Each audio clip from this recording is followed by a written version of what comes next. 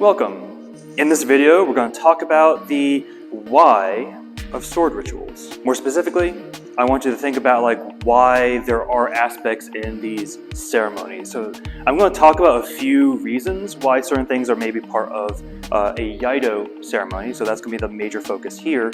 But I want you to think about, again, why these things are here. Are they pragmatic? Are they more on the spiritual side? Or have they just been kind of lost to anachronisms, right? So a classic example is going to be, again, our use of sageo, right? So this little string here. So there's a lot of theories about that. Most of them are kind of on the more spiritual aspect, right? So in the past, the sageo had a lot of different uses, right? So tying things up. If you really need to, you can kind of hold it on your back and a lot of fun stuff to kind of carry the sword. There's a lot of different uses for it that you can now use. So for example, the main pragmatic use that I have for this, and I believe there's a video somewhere on my YouTube, is using sageo after after training to seal the sword so that it doesn't unsheath itself in transit. But as it is right now, we're just kind of tied off to the side.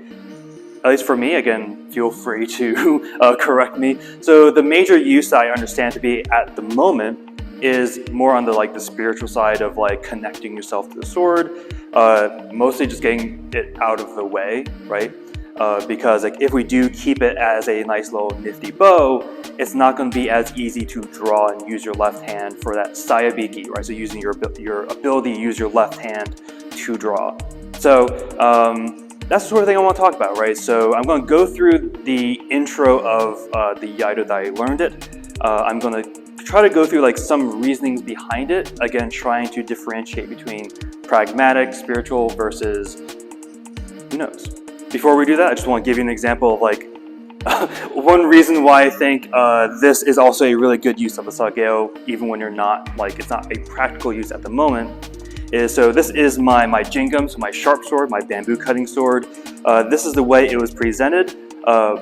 Most, if not all, practitioners I know who use jingam kind of keep it this way. But as you can imagine, this, first of all, the friction of the sageo inside your hip makes it harder to draw. It also makes it overtly stick out a lot more, and you're not used to that. You're going to knock your elbow into it. So yeah, either doing this with the sageo or doing this with the sageo, I would probably say this one. So let's just also call that quasi-pragmatic. So quick note, as you can probably tell, I'm not wearing the obi in the traditional Iaido sense. The obi, again, the belt that kind of goes around the middle, is usually underneath the hakama, where I do not have one at the moment. So this is mostly because it's just the way I train, so I have the belt on the outside, because I really like to use the full range of motion for the scabbard. Additionally, that's also just how I was trained for these obnoxiously long amount of time, so 17 years of Haidong Gumdo, which has a belt on the outside. So just keep that in mind, so either use your imagination or something along those lines to kind of note that this would normally be on the inside. It's not really going to do that much difference. Second quick note is, some of these interpretations are going to be based on what I directly learned from my Iaido sensei. So again, Isabella Church sensei, who, again, if you're ever in the New Brunswick area, learn from her, she's great. But some of these are also going to be from my own interpretation based on what she had said. So keep that in mind. We're not going to go through the whole thing just because. But again, the main idea of this is to introduce you to the idea of why these things are happening. So for example, right now I'm holding the sageo again as is, right? So it is currently not attached to anything. It is hanging down in a nice little even loop. Allegedly, I could probably clean up a little bit for my viewers out there. So one thing is I was always taught you want this to be about the same length, and if there is a slight variance, the tails over here, so again, not necessarily the loop, but the tails could be ever so slightly lower. Now that is, you can make an argument for pragmatic just because then it's not all over the place, but that is mostly aesthetic, right? So the Japanese culture is very much about order and making sure everything is tidy and proper and stuff like that. So that is just that's a way to show your neatness. Is also showing respect to your sword, right? You're going to notice that this is a common theme throughout a lot of, especially Japanese swordsmanship.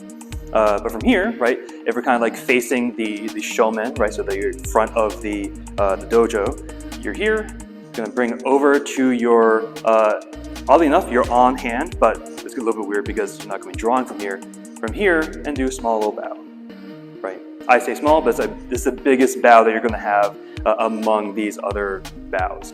So again, let's take a look. So what is this doing?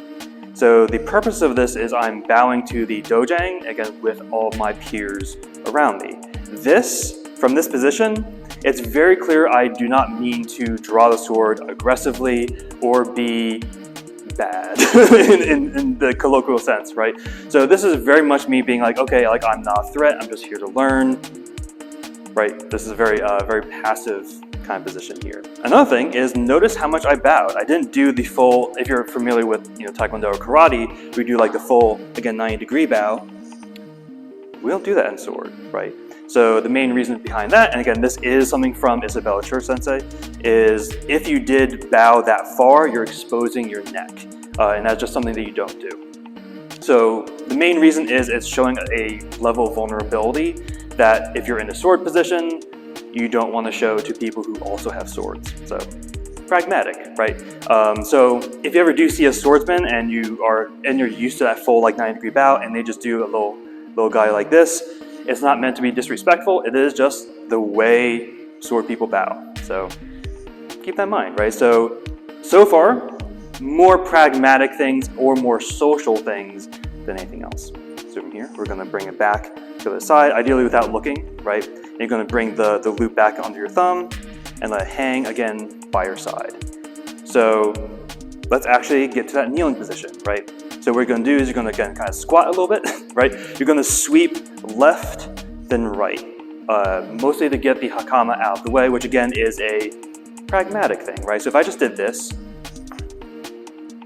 right? So like first of all, like I don't know where like the hem of my hakama are, so if I actually do need to get up to do some striking, I might trip over something, and in general, it's just not going to be nice.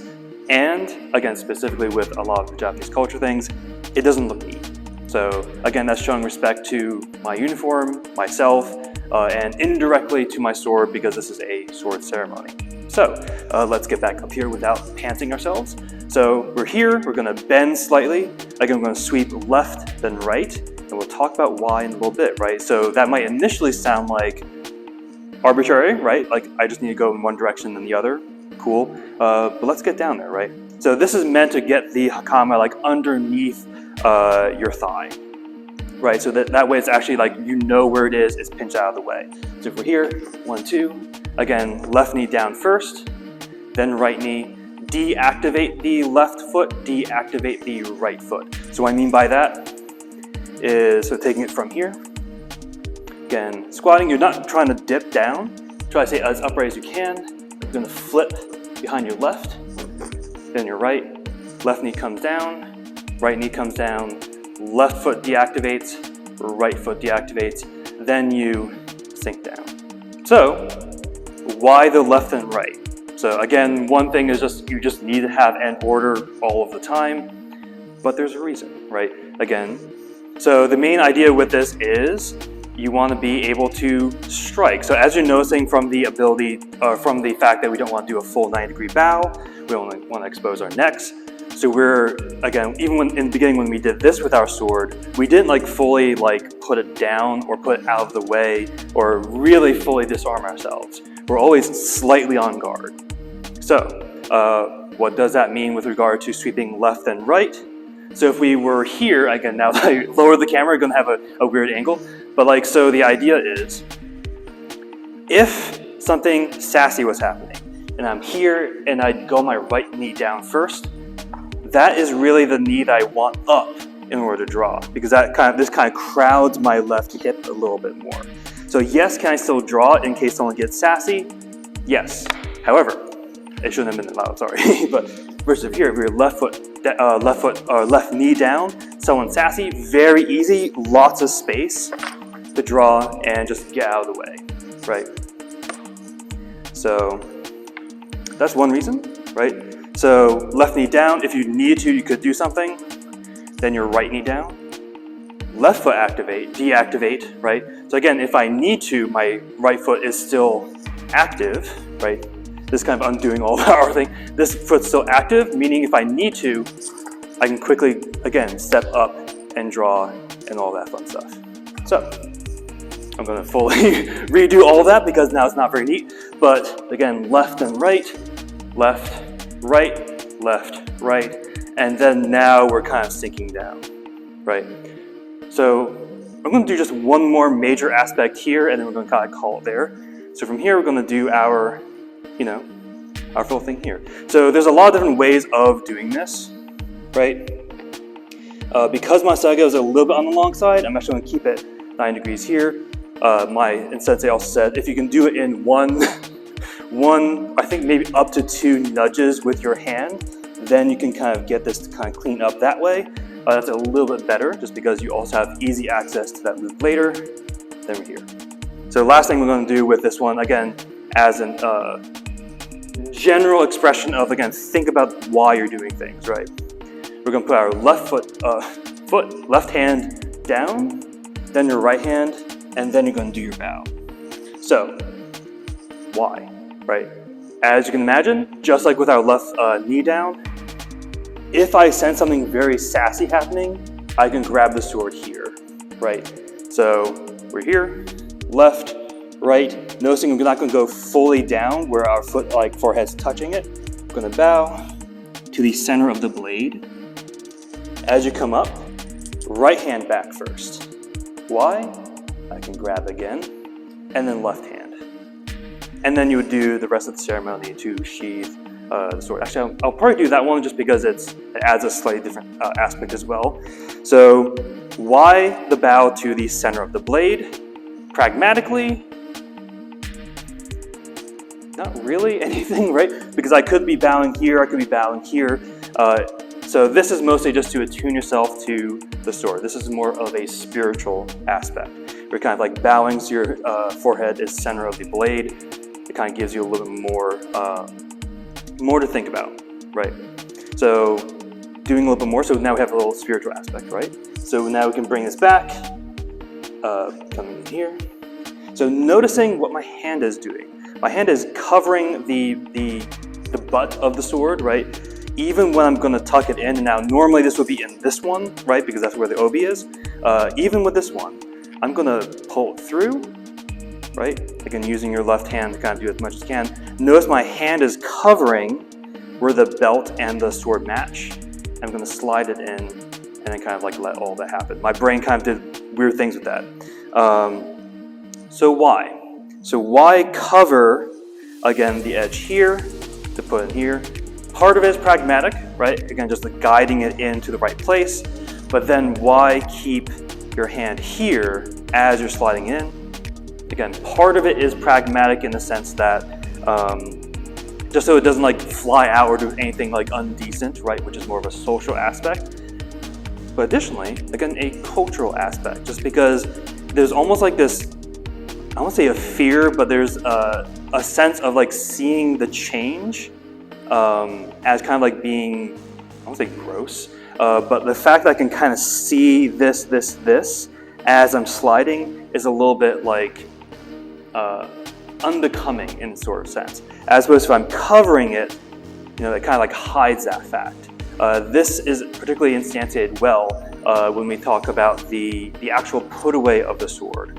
So this is indeed the last thing we'll talk about, right? So when we do our draw, right, or more specifically the put away, notice we don't do this and we just kind of do this, right? Because the idea of, again, having this open, koichi, right? So the cart mouth, and doing this is just indecent.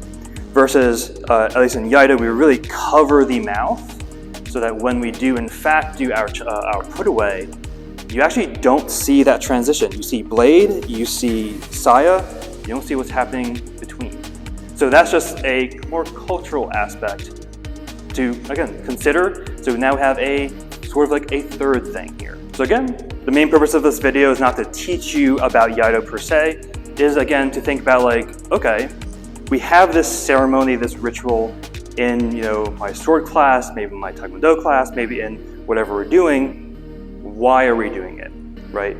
So take this idea and expand it to everything, right? So if you practice a different martial art, why do we do like a salute as opposed to a bow? Why do we do, X over Y? So keep that in mind. So as usual, make sure you stay safe, stay humble, and keep training.